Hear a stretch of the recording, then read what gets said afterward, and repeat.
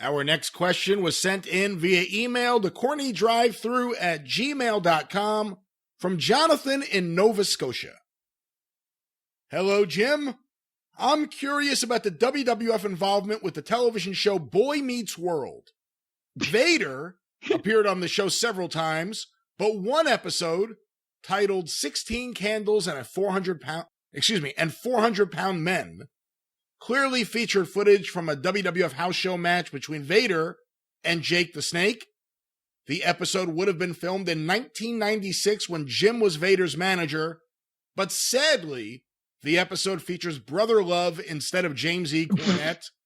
My questions are, where was this particular house show? Was Jim present for the filming? Were there any complications between the WWF and non-wrestling cast and crew? No, I wasn't there. I wasn't even there. It was Owen. I wasn't even there, as Davey would say.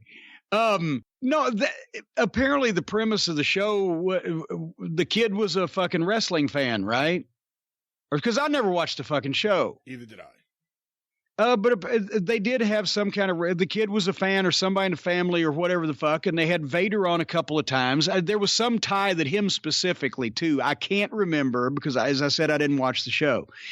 And obviously, since it was a television show, on a network station, Vince agreed to work with them and, give them what they wanted because it was publicity and they're going to, them as the premier wrestling thing. So Vince would have no trouble with that.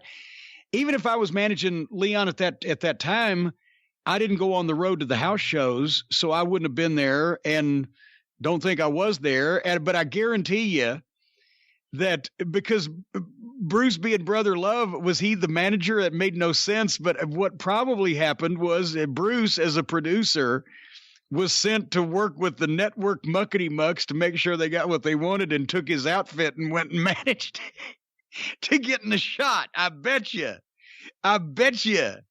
Because Brother Love was nowhere around the WWF in 1996. But Bruce Pritchard would have been assigned, if there was going to be some TV network shooting some footage, he would have been assigned probably to go and stooge. So that's probably what happened. But that was probably the only time that Brother Love ever managed Vader. I did not even know about this, to be honest with you. When you were there, did Bruce ever, or potentially often, try to pitch a Brother Love return?